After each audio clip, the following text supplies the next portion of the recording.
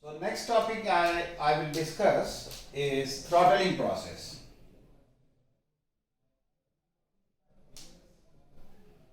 Throttling process we extensively refer in the refrigeration air conditioning and also in the steam power plants where throttling is used to find out the quality of steam, the dryness fraction of the steam. So first of all, I will write the definition of throttling process. Throttling process is a process in which a fluid flows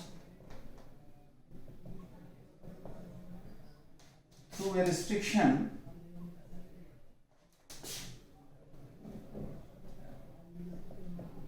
in such a manner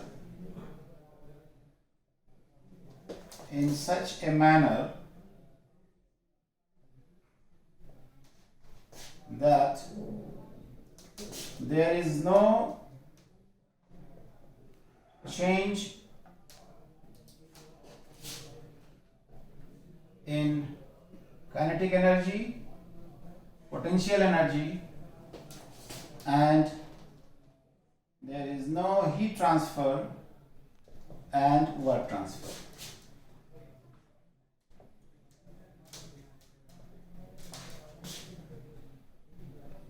So it's a process in which velocity is essentially same, there is no change in the potential energy, and there is no heat transfer and work transfer. So now we write steady flow energy equation. Steady flow energy equation. On per kg basis we write. So that means equation can be written like this: H1 V1 square by 2 plus ZZ1 plus Q1 is equal to H2 plus V2 square by 2 ZZ2 plus work done. Now, as per definition, there is no change in kinetic energy.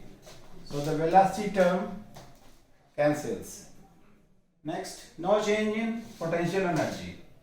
So GZ term is cancelled. There is no heat transfer. So Q is also gone. And there is no work transfer either.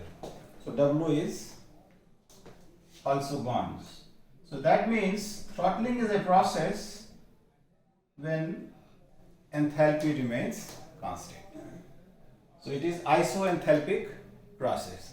But is it a isentropic process? No, because this process there is a pressure drop. Fluid flows through this section.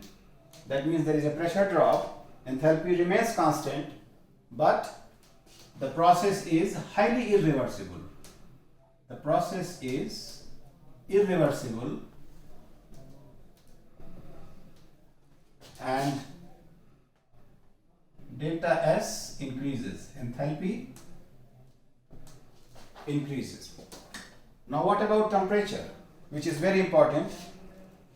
So whether temperature will increase or decrease, decrease or remain same, this we have to understand, because the effect on temperature is very important, and this is very important in our especially refrigeration and heat transfer. So this, if the working substance is ideal gas, then enthalpy is written as CPT. So for ideal gas, enthalpy is written as CPT. CP is a specific heat at constant pressure. So if enthalpy is constant, CP is a constant, temperature is constant. T1 is equal to T2. But this is not the case for real substances, and that depends on a coefficient called Joule-Thomson coefficient. So Joule-Thomson coefficient mu is written as change in temperature del T by del P at constant enthalpy. In this process, you can see enthalpy remains constant.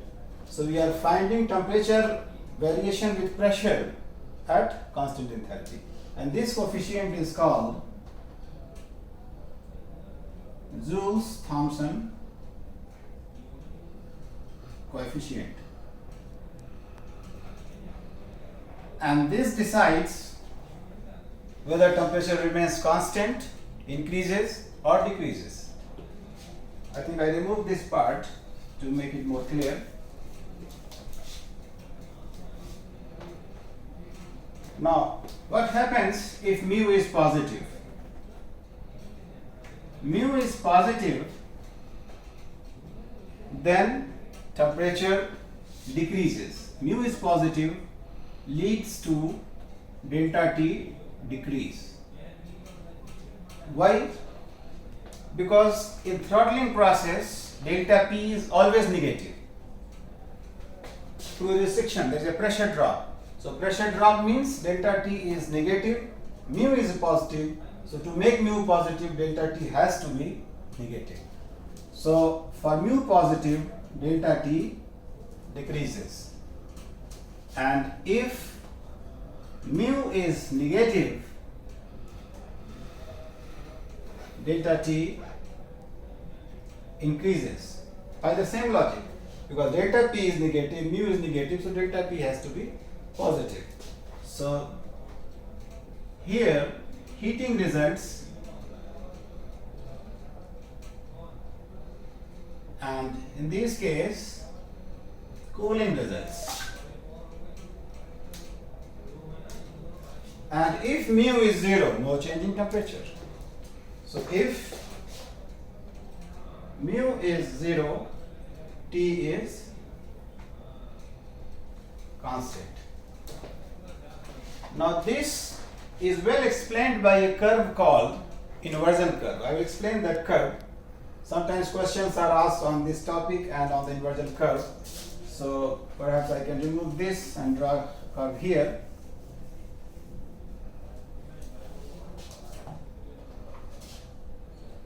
Inversion curve is a curve between temperature and pressure. On this we plot constant enthalpy lines, which are like this.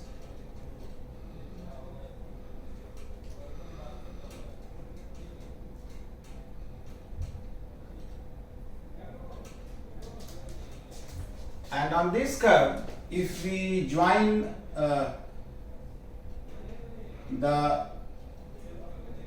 del T by del P 0 points, where the slope is 0, we get this kind of curve.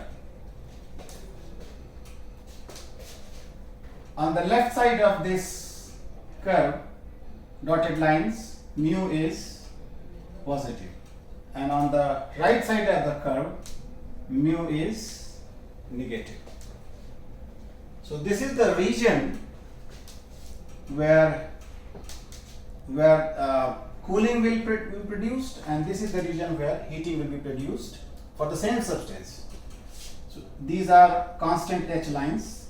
I forgot to write constant enthalpy lines. All these lines are constant enthalpy lines. So in our refrigeration air conditioning applications, where after condenser the refrigerant or the fluid is passed through a throttling process or a capillary tube where there is a drop in pressure and we want cooling. So we select refrigerant and their properties in such a manner that we have a positive mu and we get a temperature drop. So this was about the importance of Joule-Thomson coefficient and the throttling process. Thank you.